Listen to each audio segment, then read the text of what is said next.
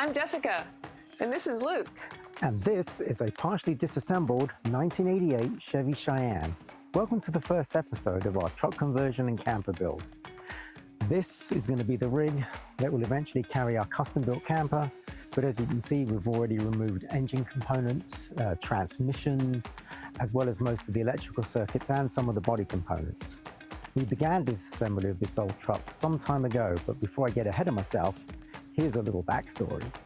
To give you some history on the Chevrolet Cheyanne, back in 1988, General Motors decided it was time for their pickup trucks to enter the modern age by rounding corners and making a radical design change to their previously square-bodied look.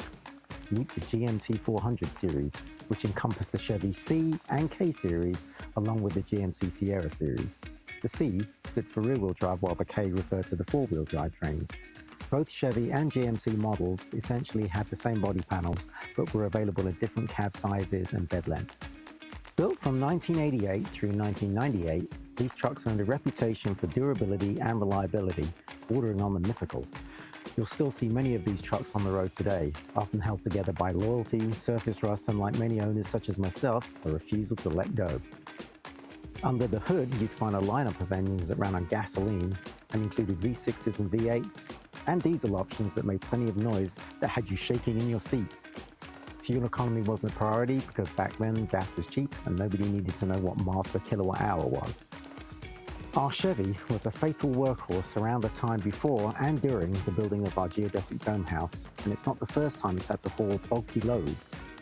I had this Sunline truck camper from around 1995 to 2004. It sported many adventures back then, but sadly took a big hit during the big storms of 2004 when Hurricane Charlie, for those who remember that time, decided to deposit a very large pine tree on top of the old camper. Luckily, the truck was safe inside the dome garage, but that was the end of the truck camping days for this Chevy, at least for the next 2 decades. Now that we've pulled this old timer out of the weeds, and I'm speaking of the truck now, we have a somewhat solid plan to bring it back to life. Being left dormant in the corner of the yard for over 15 years can take its toll on any vehicle, and this one is no exception. Although the engine did have some minor issues before being retired, we now had other damage to address, ranging from pack rats to rust and rubber rot, all of which have taken its toll over time. The body panels are in surprisingly good shape with minimal rust, but as we plan to give our truck a new look, we'll be going through the typical steps to repair any cosmetic damage and repaint the vehicle with our own custom designed color scheme. The frame will probably need some repair, but we'll ultimately be building additional brackets and adapters for installation of our electric motors in the battery packs. We've done some research on our battery options, but this is a complicated subject, so we'll save that for the next episode. Some might say, why not just restore the original engine? Why would you want to do all that extra work to convert it to electric? Well, we say, why not? As well as the ever-increasing shift towards electric vehicles in general, there are quite a few of us out there that are embracing the conversion of older vehicles, providing them with a second lease on life. In simplistic terms, we'll be swapping out our old 5-liter gasoline engine with an electric motor and our fuel tank for a large battery bank. The big decisions that we'll need to make are choosing the type of motor that will work best for our build and needs, along with the type and amount of batteries to obtain our target range. With the help of schematics showing the frame design of our truck, we built this 1/10 scale model as a basis for figuring out the placement of our conversion components and for the visualization of our camper design. As far as the motors go, we initially looked at using in-wheel or hub motors to improve the efficiency of our build by reducing weight and friction from transmission linkages. But after months of research, both price and durability were going to be major drawbacks in using this type of motor. Not to mention, there's been limited real-world testing using these motors with pickup trucks, especially with our plan to be hauling the extra weight of a camper. After following a few other builds on YouTube and consulting with a conversion company here in Florida, we considered using one of NetGain's EV motors for our build. These motors range from 100 to 170 volts and have been successfully used for other conversions, but we were again concerned about the power output of lower voltage motors compared with other EVs that are currently using 350 volts and upwards for their primary drives. Considering these factors and our budget constraints, we narrowed it down to using a Tesla motor, specifically a large drive unit, which can deliver the required horsepower ranging from 450 on standard models to 600 for the performance models. These motors are typically available as salvaged units from a wrecked vehicle or when the cost to repair a vehicle exceeds the insurance value. There are more powerful motor options out there, but they may not be as readily available from a salvaged vehicle. For now, this type of motor will suit our needs. Once we find a used motor, we'll need to figure out how to incorporate it into our old truck. Making this decision will also determine the voltage of our battery pack. Our truck has an 8-foot bed, which gives us a good amount of space for our camper placement. Plus, it previously carried a full-size slide-in camper after having the leaf springs beefed up to handle the extra load. With the engine, transmission, exhaust components, and fuel tank removed, we'll have a good amount of space to work with for our battery pack placement. But we'll need to figure out exactly how much once we decide on the exact size and location of the drive motor. This will require creating a solid mounting bracket for the motor and working out how to interface it with the existing drive components. By the way, this model doesn't fully represent our motor placement because we used RC car parts, but it's a good start. As you can imagine, taking a truck apart and keeping track of all the parts requires some careful planning and a creative use of space.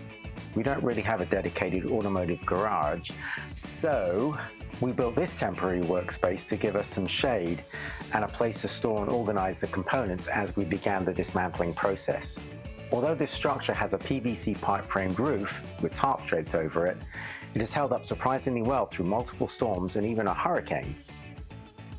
For us, this will most likely be a one-time build, so we were going to have to make do with the tools that we already had. To make life easier removing the larger components, we invested in a shop crane to help us remove things like the engine, truck bed, and even the entire truck cab. Dismantling an entire vehicle makes you realize just how many parts go into making a pickup truck. As we began removing components and wiring harnesses, we soon realized that the storage space was going to be an issue. So our first detour was going to be renovating this old, leaky, and dilapidated shed to provide us with some extra storage space, as well as a secondary climate-controlled workshop for our build. The shed was in terrible shape, but not only did we rebuild the roof and repair all the walls, we poured additional concrete to create a more stable floor. On a side note, and as a project to get some practical experience with larger induction motors, I designed and built this electric concrete mixer from scrap components using the frame of a pressure washer, the drum from a washer, and a whole bunch of other parts.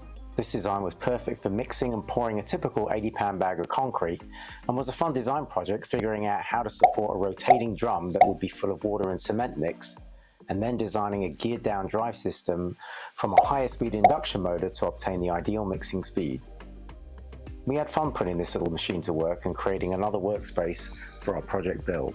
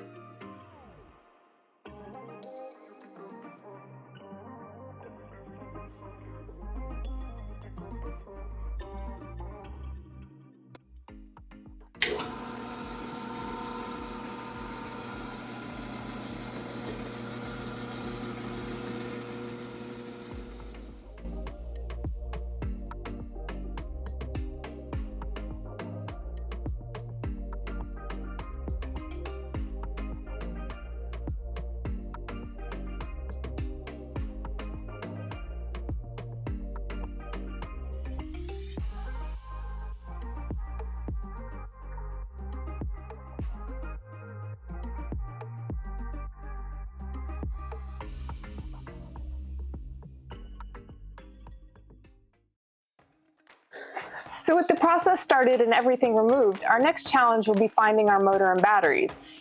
On top of that, we'll be doing a ton of research on all the other components that we'll need to make this truck safe and efficient to be used both as a daily driver for hauling stuff, as well as being the workhorse that carries our little mini traveling house.